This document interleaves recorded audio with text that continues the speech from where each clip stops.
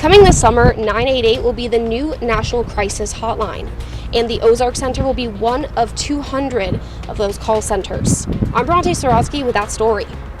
Plus, the latest state legal action concerning the death penalty in Oklahoma and what the Crawford County Sheriff says about stolen political signs. The 4 states' most watched news starts now. A new phone line will soon be available to anyone experiencing a mental health crisis. This is KOAM News at 6. KOAM's Bronte Sorotsky has details from the Ozark Center's Crisis Center, which will be one of 200 across the country to launch this program. We all know what to dial in an emergency. 911. During a mental health crisis, that number can be long and difficult to remember. Soon, there will be an easier number to dial. That means that any individual in any state in the United States can pick up their cell phone and dial 988, or they could text or chat to 988. Starting July, when someone experiencing a crisis dials 988, they'll be connected with a crisis specialist. One of the facilities providing the specialist, the Ozark Center in Joplin. First and foremost, we tried to calm the individual that we're talking with, and we use coping techniques and coping skills to calm that individual, obtain information. Jeremy Floyd is a crisis specialist for the Ozark Crisis Center and will be one of the specialists answering the call when people dial into the new hotline. I think it's very important. A lot of communities lack mental health needs, and the more that we're concentrating on the mental health problems within our nation, I think we'll see more and more of crisis centers populate throughout the country. But we definitely got to concentrate on mental health issues across the board. The Ozark Center will be one of 200 crisis call centers throughout the country. We have received a 988 implementation grant that's allowed us to buy some new upgrades as far as IT, purchase new furniture, purchase new chairs. We're also adding 7 new staff to our team to accommodate for what we anticipate will be the increases in volume. This number isn't just for suicidal thoughts or self-harm. It can also be used for other mental health issues. So that people will know 988 is for anything emotional, mental health, behavioral health, or even addictions. It doesn't have to necessarily be just thoughts of suicide. In Joplin, Bronte Sorotsky, KOAM News. The Ozark Center will begin accepting 988 calls effective on July 16th. 988 will not immediately eliminate the old national hotline. Missouri Governor Mike Parson has signed a bill on property rights. The legislation deals with the seizure of private land for public projects.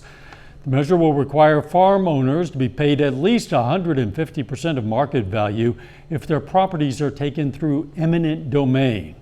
The law applies only to new projects. That means it won't affect plans for a large wind energy power line called the Grain Belt Express.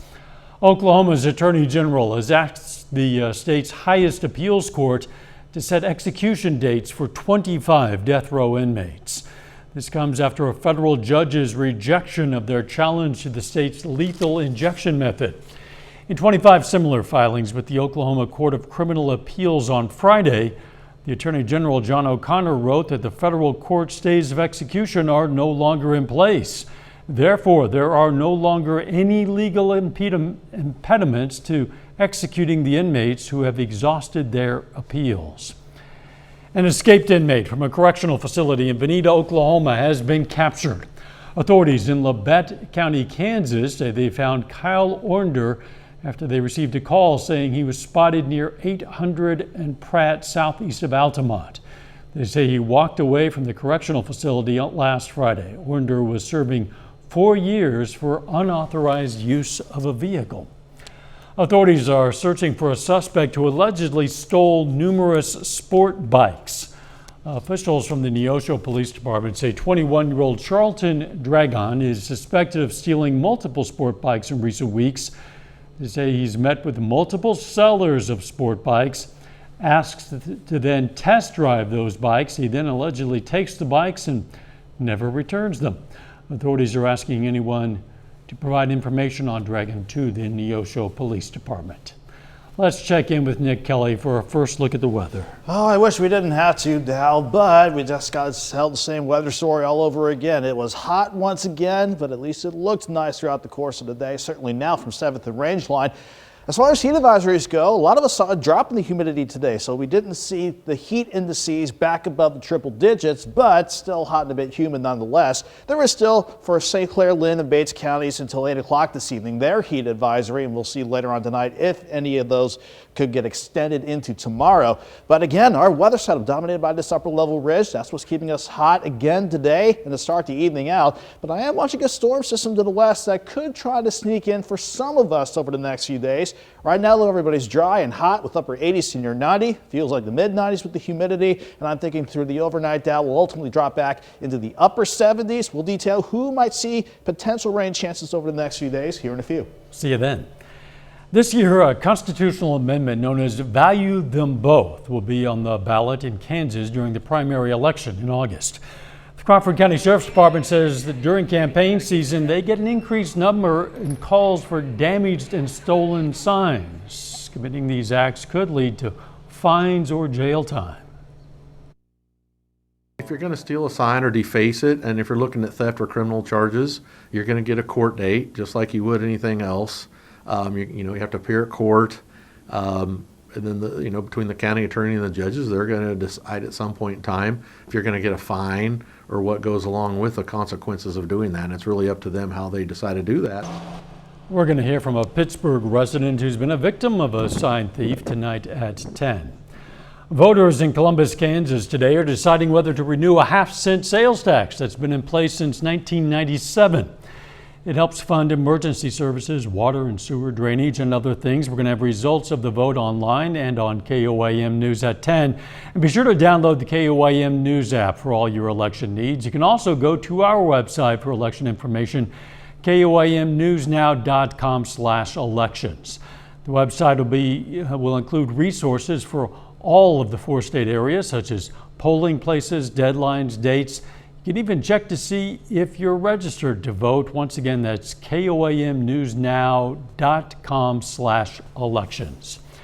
Coming up, how some area students are learning about the different roles of first responders, plus how the price of gas is impacting some Oklahoma businesses.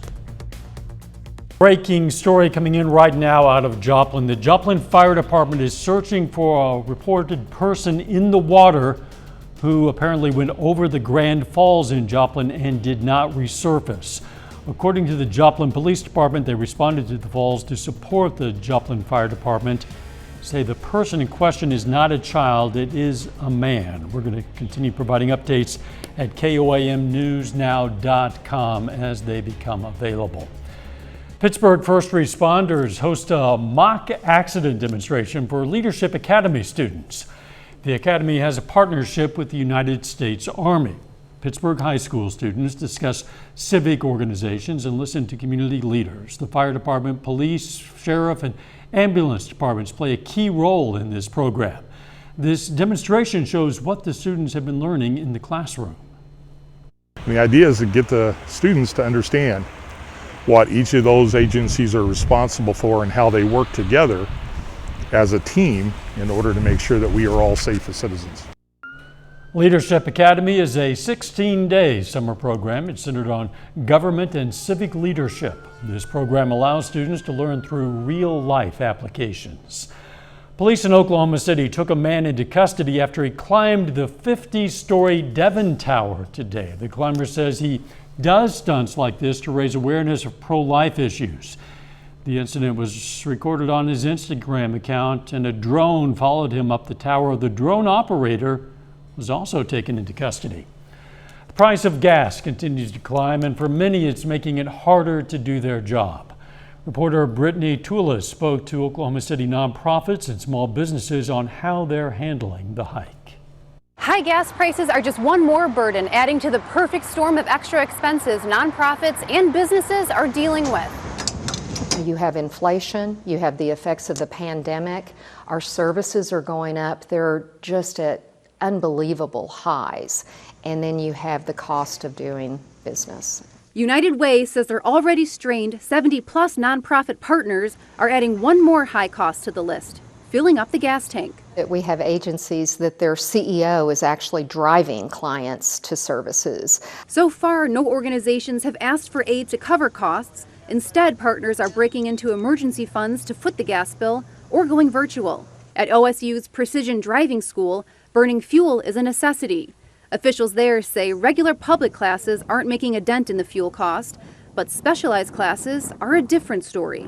If we're doing law enforcement classes, such as we'll be doing the rest of this week, the cars will probably get fueled every day. Meanwhile, smaller businesses are having to lean on its customers. We normally fill up once to two times a week, but back in the days, it used to cost us like $100 to $140 to fill up the tank, basically the truck and the equipment. But now it's costing us around about $250. A tip to get the most bang for your buck: plan out your route ahead of time. Say, I need to go these 3 or 4 or 5 different places. You know, if they can manage to do them all on one trip on one day and then cover the whole deal. Experts provided another tip to save on gas. Try coasting or at least dropping the speed a bit on the highway. A little bit later, we're going to tell you who won Missouri Baseball All-State Team Awards in sports. But first, hot once again, but we'll stay hot for the rest of the week. Forecast next.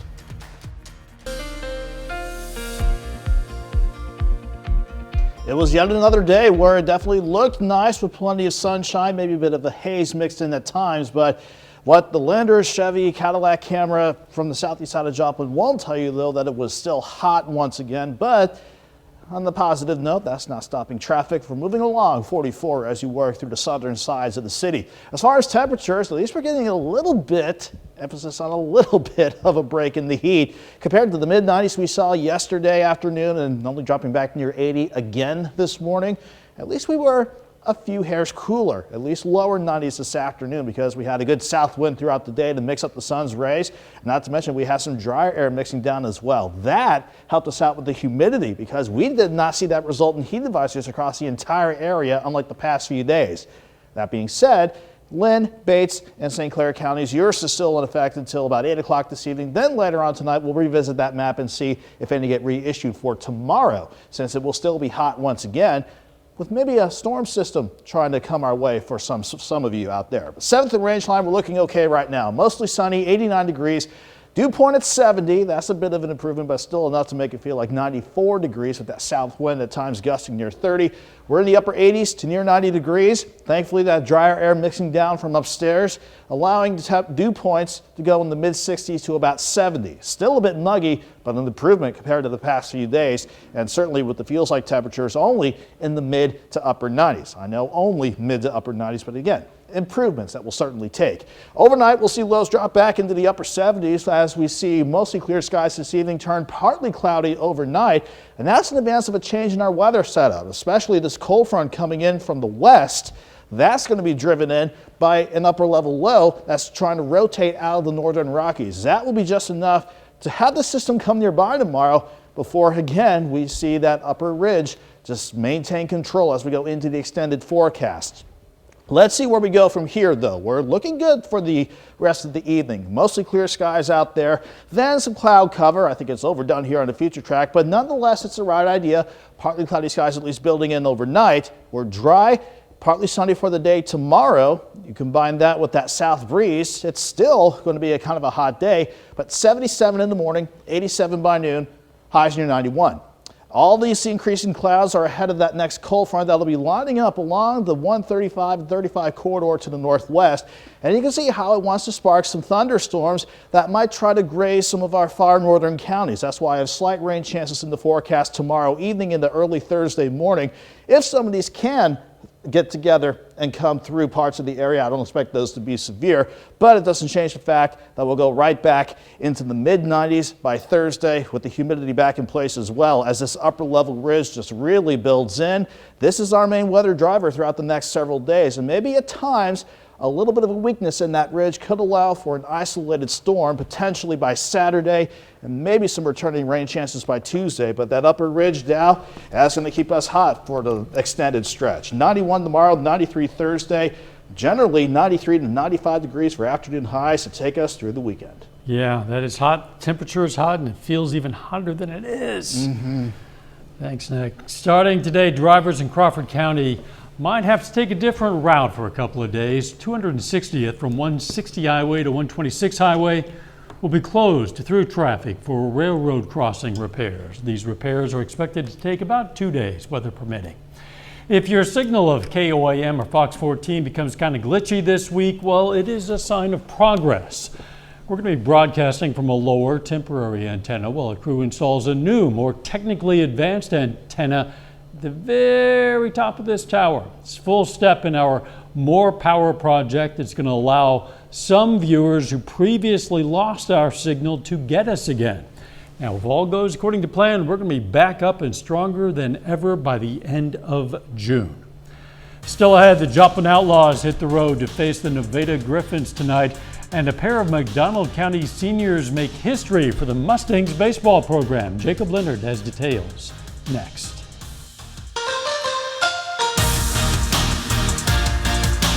The Joplin Outlaws hit the road tonight for a Mink League South Division matchup against the Venita Griffins. The Outlaws are trying to get back to 500 tonight, sitting at 4-5 overall. Tonight's game is the third meeting between these two teams so far this season.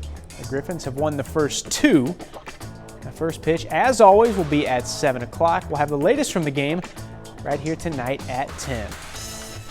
Well, the Missouri High School Baseball Coaches Association released its all-state teams on Monday. McDonald County pitcher Levi Helm and catcher Cole Martin were both named first-team All-State in Class 5. Helm and Martin are the first two McDonald County teammates ever to be named All-State in the same season. We've been playing baseball with each other since we first started, and he's my best friend, and that's my guy. There's always that chemistry between teammates when you've played with them so long, and that was something that me and Cole always had. Me and Helm said we had to do something special, and we got to lead the team to, the best record in McDonald County, 22-9, and we were hoping to get it together, and hard work obviously paid off. Those two guys were two that always practiced hard, always came ready to go. You never heard them complain, and that's where we got better. The games are fun, but when we were kind of building the team and starting at the foundation, that was those guys in practice. You can check out our full story with Helm and Martin, as well as a full list of local All-State players on the sports page at KOAMnewsnow.com. To the majors now. Game one of a doubleheader here today between the Cardinals and Pirates. At the bottom of the third inning, Paul Goldschmidt gets things started with a two-run homer, makes it 2-0 home team. Then we would have a little history in the sixth inning. On the pop-up in foul territory, Yadier Molina there for the catch. Molina gets to 14,865 putouts as a catcher. It's the most in Major League history. Now on to the ninth, Cardinals up 2. They would close it out on the liner to Dylan Carlson. St. Louis takes game 1 from Pittsburgh 3-1. Game 2 will begin around 6:45. And as for the Kansas City Royals, they're on the road tonight for game 2 of their series against the Giants. The Royals trying to even the series and avoid a 4th straight loss after dropping the series opener last night. That one will begin at 8:45. That's a look at sports. We're back with more news after this. Take time now to honor a local veteran. Glenn Hummer served in the U.S. Army from 1943 to 46. His hometown, Chanute, Kansas, and we salute Technician 5th grade Corporal Glenn Hummer, a 4-state hero. You can learn about lots of other heroes, thousands of them from all across this area. You can also submit a hero of your own anytime. Just go to KOAMnewsnow.com. Here's a look at what's coming up on KOAM News at 9 on Fox 14. Details of a House-passed bill that enhances security measures for Supreme Court justices. Also, growing calls to arm teachers in schools as a possible solution to combating potential shooters. And continued low car inventory at dealerships has created bidding wars among some customers. That and a lot more tonight, KOAM News at 9 on Fox 14. It is hot out there, and it's going to stay hot for a while. Yeah, even with a quick cold front paying us a visit tomorrow evening and Thursday morning, Dow, with slight rain chances, it's not going to scrub out the heat, unfortunately. 91 tomorrow. We stay in the mid-90s Thursday into the weekend. Thanks for joining us. We'll see you right back here for KOAM News at 10. Let's make it a great evening.